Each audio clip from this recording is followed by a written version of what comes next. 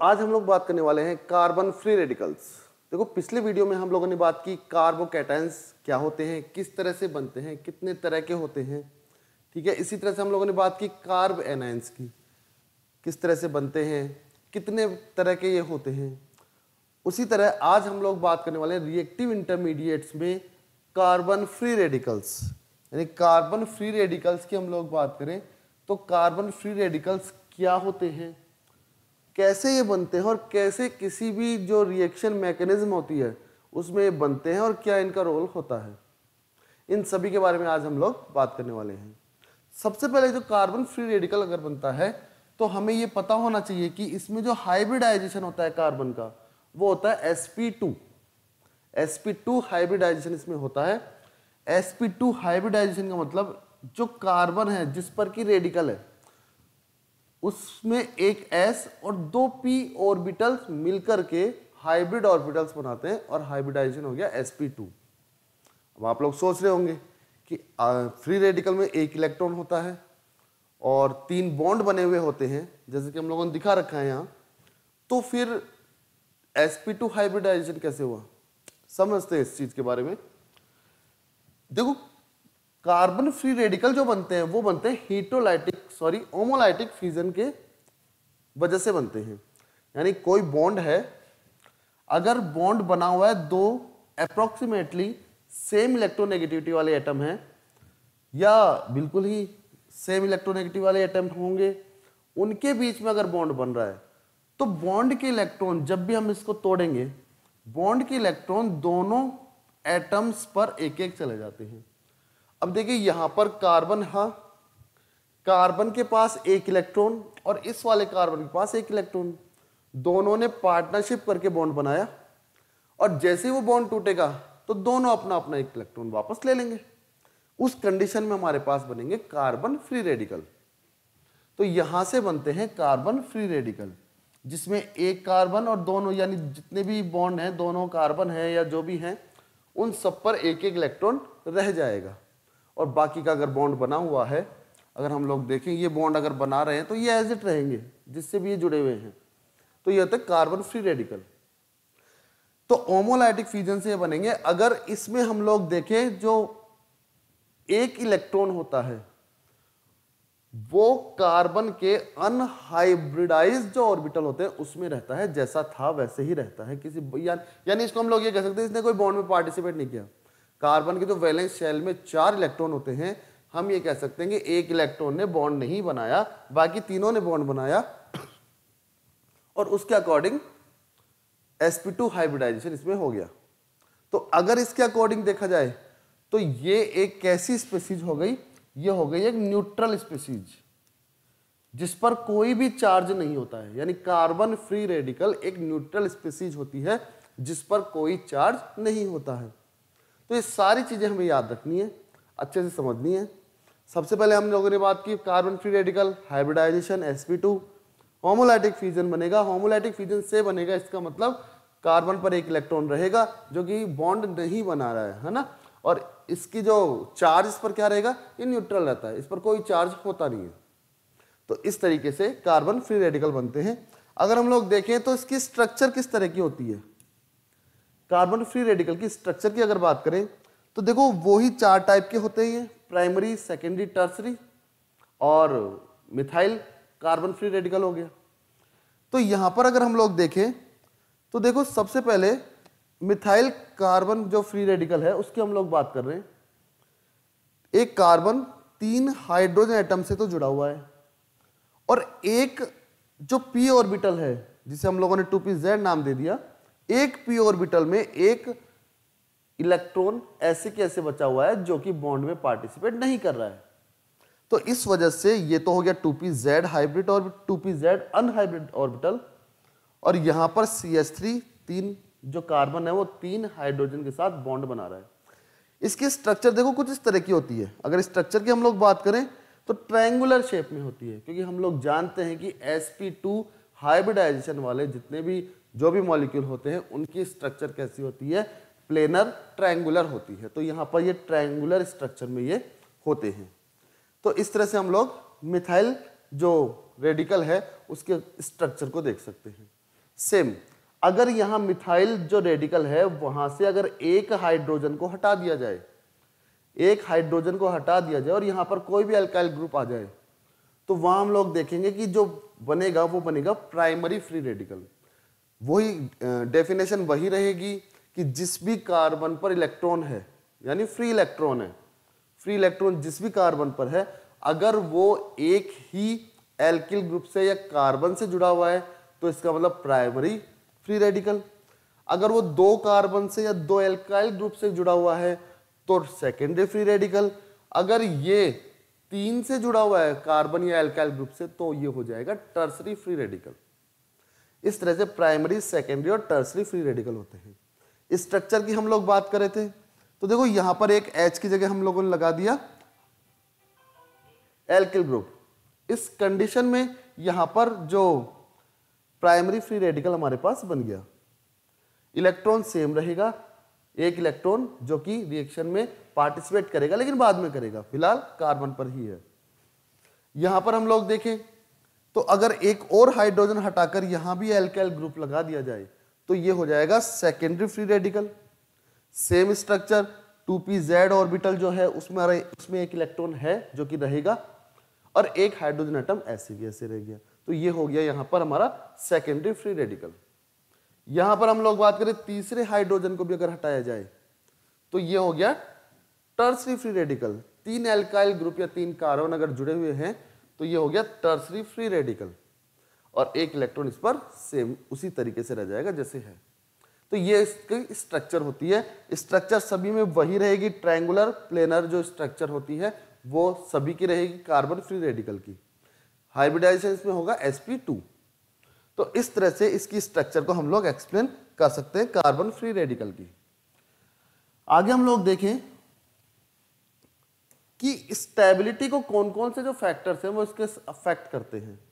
देखो जैसे same stability का कॉन्सेप्ट सेम है, जो जैसा है वैसा रहना चाहता है मतलब वो स्टेबल है, जैसा है वैसा रहना चाह रहा है, यानी इसका मतलब ये हुआ कि वो किसी के पास भी रिएक्शन करने के लिए नहीं जा रहा, वो खुश है जिस भी कंडीशन में है, वो खुश है, रिएक्शन नहीं करना उसको किसी से। तो इसका मतलब उसकी स्टेबिलिटी ज्यादा हो रही है। और अगर किसी के पास जा रहा है रिएक्शन करने के लिए तो इसका मतलब उसकी रिएक्टिविटी ज्यादा है। सेम अगर हम लोग यहां पर देखें तो जितने भी हमारे कार्बन फ्री रेडिकल्स है, प्राइमरी, सेकेंडरी, टर्सरी, अगर इनका स्टेबिलिटी ऑर्डर की बात करें तो जैसा कि हम लोगों ने कार्बोकैटायंस में पढ़ा था, जैसा हमने कार्बन आयन में पढ़ाया था, सेम वही कॉन्सेप्ट से हम लोग बात करेंगे। वहां पर क्या था, जैसे यहां पर क्या है पहले ये देखते हैं। ये है प्राइमरी फ्री रेडिकल, सेकेंडरी और टर्सरी। अगर स्टेबिलिटी की बात करें इनमें तो सबसे ज्यादा स्टेबल एक्चुअल में कौन से होते हैं, टर्सरी फ्री रेडिकल। देखो स्टेबिलिटी में ये होता है कि क्यों होते हैं ये सबसे ज्यादा स्टेबल। यहां पर क्या होता है कि एक इलेक्ट्रॉन है, अब जो एल्किल ग्रुप होते हैं या मिथाइल ग्रुप है या एल्किल जो भी ग्रुप होंगे उनका प्लस आई इफेक्ट होता है, यानी ये जो हैं इस कार्बन पर इलेक्ट्रॉन डेंसिटी बढ़ा रहे हैं प्लस आई इफेक्ट के कारण। प्लस आई इफेक्ट के कारण ये इलेक्ट्रॉन डेंसिटी बढ़ा रहे हैं। इसका मतलब यहां पर अब एक इलेक्ट्रॉन तो पहले से है, एक इलेक्ट्रॉन पहले से है लेकिन इलेक्ट्रॉन्स की कमी तो हो गई। हाँ, अगर ये ऑक्टेट कंप्लीट कर चुका होता ये वाला कार्बन, अभी ऑक्टेट कंप्लीट नहीं है इसका। यहां पर ये जो अगर इसके इलेक्ट्रॉन्स देखें, इस कार्बन के पास सेंट्रल जो कार्बन है 2, 2 4, 2 6 और एक 7 ही इलेक्ट्रॉन है। ठीक है, 7 इलेक्ट्रॉन से अभी इसका मतलब ये रिएक्शन करना चाह रहा है 8 अपना ऑक्टेट कंप्लीट करने के लिए।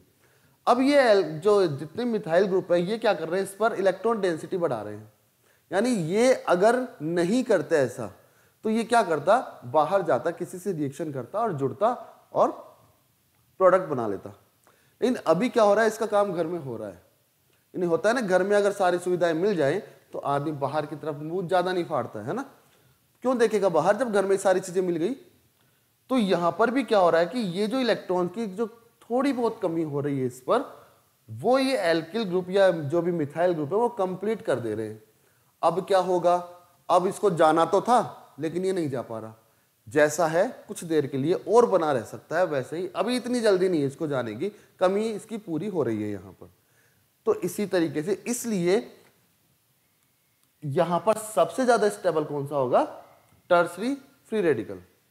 अगर हम लोग देखें सेकेंडरी में, तो यहां तो 3 एल्किल ग्रुप थे, यहां तो 2 ही हैं, तो ये तो फिर भी कुछ देर के लिए रुकेगा, ये थोड़ा इससे जल्दी निकलेगा। जल्दी निकलेगा तो स्टेबिलिटी थोड़ी कम हो जाएगी। अगर एथिल की बात करें हम लोग, एथिल रेडिकल की, तो ये इससे इनसे भी जल्दी निकलेगा और इनसे जल्दी निकलेगा, तो यहां पर इसकी स्टेबिलिटी और थोड़ी कम हो जाएगी। तो अगर प्राइमरी, सेकेंडरी और टर्सरी की हम लोग बात करें, तो स्टेबिलिटी ऑर्डर होता है कि टर्सरी फ्री रेडिकल जो है वो सबसे ज्यादा स्टेबल है, फिर सेकेंडरी और फिर प्राइमरी, ये इनका स्टेबिलिटी ऑर्डर होता है। तो ये तो हुई स्टेबिलिटी की बात। अगर स्टेबिलिटी ज्यादा हो गई तो ऑब्वियस सी बात है रिएक्टिविटी क्या हो जाएगी, इनकी कम हो जाएगी, तो रिएक्टिविटी कम होगी। इस सीक्वेंस में स्टेबिलिटी अगर बढ़ रही है तो इस सीक्वेंस में स्टेबिलिटी बढ़ रही है, तो रिएक्टिविटी क्या हो रही है? कम हो रही है। तो ये तो हुआ इनके स्टेबिलिटी का। अब हम देखते हैं कि वो कौन कौन से फैक्टर्स हैं जो इनकी स्टेबिलिटी को अफेक्ट करते हैं, यानी factors affecting the stability of carbon free radicals. वो कौन कौन से फैक्टर हैं जो इनकी स्टेबिलिटी को इधर उधर कर सकते हैं, या बढ़ाते हैं, कम करते हैं, जैसा भी है स्टेबिलिटी को अफेक्ट करते हैं। कौन कौन से होते हैं? सबसे पहले इसमें आता है हाइपर कॉन्जुगेशन। अगर हमने पढ़ाया था जब कार्बोकैटायंस, तो वहां पर हाइपर कॉन्जुगेशन के लिए जो बेकर नाथन इफेक्ट होता है, जिसको हम लोग कहते हैं हाइपर कॉन्जुगेशन को हम लोग कहते हैं बेकर नाथन इफेक्ट भी बोलते हैं,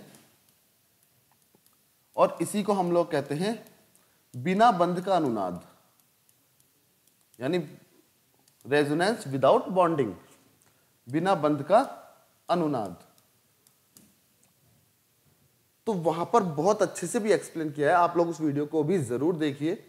यहां तो हम लोग बताने वाले हैं ही, लेकिन साथ में उस वीडियो को भी जरूर देखिए, एक एक चीज बड़े अच्छे से एक्सप्लेन की गई है। तो यहां पर हम लोग देखते हैं बेकर नाथन इफेक्ट भी बोलते हैं इसको, बिना बंध का अनुनाद भी बोलते हैं। और ऐसा है कि अभी तक हमने रेजोनेंस जो पढ़ा है वो वहां पढ़ा है जहां पाई बॉन्ड होते हैं। ये ऐसा रेजोनेंस है जहां पर सिग्मा बॉन्ड वाले जो प्रोडक्ट, जो भी कंपाउंड होते हैं, उनमें ये होता है, यानी सिग्मा बॉन्ड होते हैं इसमें सभी में, सिग्मा बॉन्ड वाले जो कंपाउंड होते हैं उनमें ये होता है। तो कैसे होता है? देखो बेकर नाथन ने तो इसको दिया था, इसकी वजह से इसको बोलते हैं बेकर नाथन इफेक्ट। यहां पर बिना बंध का अनुनाद यानी रेजोनेंस विदाउट बॉन्डिंग, इसको हम लोग कह रहे हैं। क्यों कहते हैं? सबसे पहले देखते हैं। देखो पहली चीज तो ये कि सिग्मा बॉन्ड वाले ही कंपाउंड इसमें होंगे, तो यहां हम लोग देख सकते हैं कि सिग्मा बॉन्ड इसमें कहीं पाई बॉन्ड नहीं दिख रहा हमें, तो सिग्मा बॉन्ड वालों में ये होता है। अब एक्चुअल में इसमें होता क्या है कि यहां हम लोग देखें, इसको थोड़ा एग्जांपल से एक्सप्लेन करते हैं। यहां हम लोग देखें कि यह एथिल फ्री रेडिकल, इसमें खास बात यह होती है कि देखो बॉन्ड तो जब टूटेंगे, देखो कार्बन और हाइड्रोजन की जो इलेक्ट्रोनेगेटिविटी होती है उनमें ज्यादा डिफरेंस नहीं होता है, बहुत मामूली अंतर होता है, और पूरे हाइड्रोकार्बन्स बनते हैं, अच्छे से स्टेबल भी होते हैं। जब ये बॉन्ड टूटते हैं तो बॉन्ड का इलेक्ट्रॉन एक एक चला जाएगा दोनों एटम्स पर, यानी यहां पर एक इलेक्ट्रॉन तो आएगा हाइड्रोजन पर, एक इलेक्ट्रॉन आ जाएगा कार्बन पर। जैसे ये बॉन्ड टूटा, ये बॉन्ड टूटेगा तो ये इलेक्ट्रॉन तो हाइड्रोजन के पास और ये इलेक्ट्रॉन कार्बन के पास। अब इस कंडीशन में ये दोनों इलेक्ट्रॉन क्या करेंगे? एक दूसरे से बॉन्ड बना लेंगे, तो डबल बॉन्ड बन जाएगा। लेकिन ये हाइड्रोजन अपनी जगह छोड़कर कहीं जाता नहीं है, ये वहीं रहेगा, यानी ये बाहर निकलकर अलग नहीं हुआ। ठीक है, बॉन्ड नहीं बना रहा, लेकिन फिर भी कहीं जा नहीं रहा, इसका मन नहीं हो रहा जाने का। मतलब होता क्या है ना कि जैसे कई बार हमें घर से किसी को घर वालों ने निकाल दिया कि वो कि जा तू तो नालायक है, घर से बाहर निकल जा, कुछ नहीं करने वाला तू, ये है वो है। उसके बाद भी वो जाता नहीं है, घर के बाहर बैठ जाएगा जाके, है ना। बहुत से लोग ऐसे होते हैं ना, तो वही चीज, ये जाएगा नहीं घर छोड़कर, ये घर से बाहर बैठ जाएगा, यानी है यही घर में ही है, लेकिन ठीक है मत दो ना, शाम को खाना ही तो नहीं मिलेगा, कहाँ दिक्कत आ रही है, ठीक है अगले दिन मिल जाएगा, उम्मीद है इसको। तो इसीलिए ये जाता नहीं है छोड़ करके, यही है, यानी बॉन्ड नहीं बना फिर भी है, और इसीलिए इसे हम कहते हैं बिना बंध का अनुनाद। ठीक है, यानी बॉन्ड नहीं बन रहा फिर भी एटम वही है। जो सिचुएशन इस हाइड्रोजन के लिए है, सेम सिचुएशन इसके लिए भी है, सेम सिचुएशन इसके लिए भी है। तो हो सकता है एक बार हम लोगों ने ये निकाला, लेकिन एक और इसकी रेजोनेटिंग स्ट्रक्चर बनेगी, जिसमें क्या होगा कि ये जो सिचुएशन आ रही है ये इस वाले हाइड्रोजन के लिए भी हो सकती है, तो एक और रेजोनेटिंग स्ट्रक्चर बनेगी इसकी। यहां से ये हाइड्रोजन एटम अलग हुआ, अपना इलेक्ट्रॉन लेकर के और यहां से इन्होंने बॉन्ड बनाया, ये स्ट्रक्चर हो गई। जो सिचुएशन इस हाइड्रोजन के लिए है वो सेम इसके लिए भी है, इसके लिए है, तो क्या हुआ, इसने फिर से इसके लिए हो गया और इस तरह की स्ट्रक्चर बन जाएगी। यानी एथिल फ्री रेडिकल की अगर हम लोगों ने बात की तो हमारे पास कितनी structure I total, 1 2 3 and 4 structure आई। तो एक लॉजिक जो मैं बताना चाह रहा हूं इसमें वो ये है कि बीटा कार्बन पर जितने हाइड्रोजन होते हैं, बीटा कार्बन पर जितने हाइड्रोजन होते हैं उससे एक ज्यादा रेजोनेटिंग स्ट्रक्चर बनती है, एक ज्यादा रेजोनेटिंग स्ट्रक्चर्स बनती है हाइपर कॉन्जुगेशन में।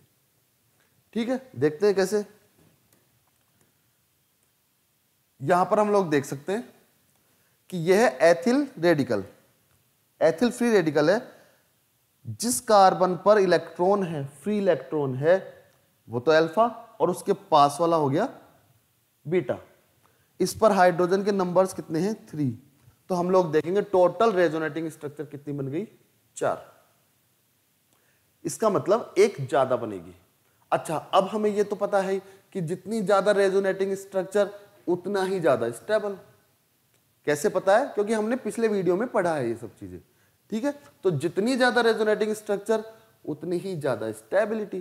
तो स्टेबिलिटी की बात कर रहे हैं हम लोग, तो यहां पर एक और कंपेयर भी किया जाए फिर, तो हम लोग यहां कंपेयर करके देखते हैं कि यहां पर क्या है। एक हमने लिया allylic free radical, allyl carbon 3 है इसमें, यानी डबल बॉन्ड सिंगल बॉन्ड, और यहां पर एलिल स्ट्रक्चर हो गई है, एलिल स्ट्रक्चर पर एक इलेक्ट्रॉन है। यहां पर हम लोग देखें होमोलाइटिक फिजन होगा, दोनों पर एक एक इलेक्ट्रॉन आ जाएंगे, ये दोनों बॉन्ड बना लेंगे और अब क्या होगा, यहां पर ये हो जाएगा। ये चीज हम लोग कर रहे हैं रेजोनेटिंग स्ट्रक्चर। ठीक है, अनुनाद, उसकी अनुनाद और संयुग्मन की। तो यहां पर क्या होगा, जितनी ज्यादा रेजोनेटिंग स्ट्रक्चर होंगी उतनी ही ज्यादा वो स्टेबल होगा। तो इसी कॉन्सेप्ट को अभी हमने बेंजील वाला भी देखेंगे, दोबारा भी देखेंगे, हमने कल भी देखा था, कार्बन आयन पढ़े थे। लेकिन इस कॉन्सेप्ट को मैं बताना चाह रहा हूं इसमें कि ये किस तरह से होगा। रेजोनेटिंग स्ट्रक्चर जितनी ज्यादा होंगी, अगर इसी कॉन्सेप्ट को हम लोग लगाएं यहां, तो देखो प्राइमरी फ्री रेडिकल है, कितने बीटा एच एटम है यहां पर, 3। तो इसकी रेजोनेटिंग स्ट्रक्चर कितनी बन गई, 4। अगर हम लोग देखें सेकेंडरी जो फ्री रेडिकल है उसमें 3 and 3 total 6 beta hydrogen atom है। तो उस कंडीशन में हम लोग देखें तो रेजोनेटिंग स्ट्रक्चर कितनी बन गई, 7। एक प्लस एक ज्यादा बनेगी हमेशा, तो इसमें हो गई 7 रेजोनेटिंग स्ट्रक्चर। अगर हम लोग यहां देखें 3 and 3 total 9 beta hydrogen atom है, तो उस कंडीशन में रेजोनेटिंग स्ट्रक्चर कितनी बनेगी, 10। तो जितनी ज्यादा रेजोनेटिंग स्ट्रक्चर बनेगी उतना ही वो स्टेबिलिटी उसकी क्या होगी, ज्यादा होगी। यानी हाइपर कॉन्जुगेशन से अब हम लोग बता सकते हैं कि कौन सा वाला जो फ्री रेडिकल है वो ज्यादा स्टेबल है। दिख रहा है कि 10 रेजोनेटिंग स्ट्रक्चर बन रही है, कितना स्टेबल हो गया। ठीक है, तो सबसे ज्यादा टर्सरी जो फ्री रेडिकल है वो ज्यादा स्थायी होता है सबसे बजाय किसके, primary and secondary free radical के। तो इस तरह से ये चीजें होती हैं। तो उम्मीद कर रहा हूं हाइपर कॉन्जुगेशन अच्छे समझ में आया होगा आपके। अच्छे से समझना जरूरी भी है आप लोगों को। अगर आप लोग सेमेस्टर एग्जाम दे रहे हैं, 11th 12th की एग्जाम दे रहे हैं, सभी से रिलेटेड कोई भी एग्जाम दे रहे हैं, तो उन सभी में ये चीजें समझिए, बेसिक कॉन्सेप्ट है जिनको समझना बहुत जरूरी है। तो इस तरह से ये हाइपर कॉन्जुगेशन वर्क करता है स्टेबिलिटी में।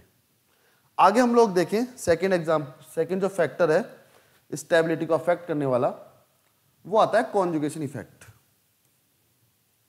या हम लोग देखते हैं कॉन्जुगेशन इफेक्ट। तो देखो कॉन्जुगेशन का मतलब अल्टरनेटिव वे याद रखना, सिंगल डबल सिंगल डबल। जैसे यहां पर हम लोग देखें सिंगल डबल, और अगर इसी के कॉन्जुगेशन में क्या आ गया, ये इलेक्ट्रॉन आ गया, तो अब ये इफेक्ट क्या होगा, रिंग के बाहर तक भी आ रहा है, रिंग के बाहर तक ये इफेक्ट वर्क कर रहा है। तो ठीक है, करने तो अपने को कहां दिक्कत है, हमें तो ये देखना है कि स्टेबिलिटी कैसे इफेक्ट होती है, कॉन्जुगेशन से या रेजोनेंस से। सबसे पहले जैसे एलिलिक का भी एग्जांपल लिया था हमने।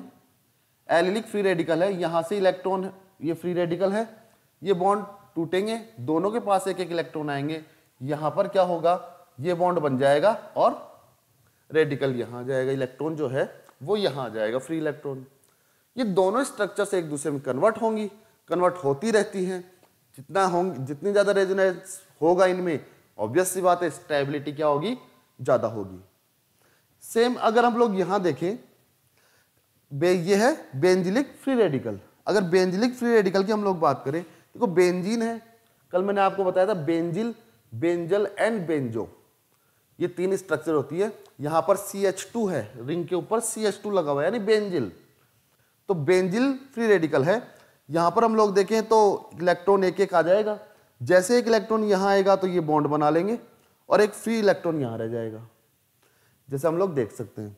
अब क्या होगा, फिर से इलेक्ट्रॉन बॉन्ड टूटा, इलेक्ट्रॉन यहाँ आ गए तो इन्होंने बॉन्ड बना लिया, एक इलेक्ट्रॉन पैरा स्थिति पर आ गया। फिर से ये बॉन्ड टूटेंगे, इलेक्ट्रॉन यहाँ आए तो ये बॉन्ड बन गया और एक इलेक्ट्रॉन यहाँ आ गया, और फिर से आगे चलेंगे तो ये स्थिति आ गई हमारे पास। अब हम लोग देख सकते हैं रेजोनेटिंग स्ट्रक्चर कितनी बन रही है, 1 2 3 4 5, यानी 5 रेजोनेटिंग स्ट्रक्चर। और जितनी ज्यादा रेजोनेटिंग स्ट्रक्चर उतनी ही स्टेबिलिटी क्या होगी, ज्यादा होगी। तो अगर हम लोग कंपेयर करें कि रेजोनेंस से स्टेबिलिटी पे क्या इफेक्ट हो रहा है, रेजोनेंस से स्टेबिलिटी ज्यादा होती है और कॉन्जुगेशन से रेजोनेटिंग स्ट्रक्चर बनती है। तो इस तरह से हम लोग स्टेबिलिटी को एक्सप्लेन कर सकते हैं फ्री रेडिकल के लिए। तो ये 2 चीजें हैं जो कि इफेक्ट करती हैं स्टेबिलिटी को किसी भी कार्बन फ्री रेडिकल की स्टेबिलिटी को इफेक्ट करती हैं। तो इस तरह से सभी लोगों को याद रखना है कि रिएक्टिव इंटरमीडिएट्स हमारे चल रहे हैं, जिसमें से हम लोगों ने 3 पढ़ लिए हैं, carbocation, anion carbon free radicals. Next video जो हमारा होगा वो होगा कार्बीन पर, उसके बाद नाइट्रीन और एराइंस भी हम लोग पढ़ेंगे और फिर आगे की चीजें धीरे धीरे पढ़ते जाएंगे। अच्छे से समझना है, कोई भी प्रॉब्लम आए तो आप लोग वीडियो को बार बार देख के समझिए, चीजें बहुत अच्छे तरीके से एक्सप्लेन की गई हैं। Thank you.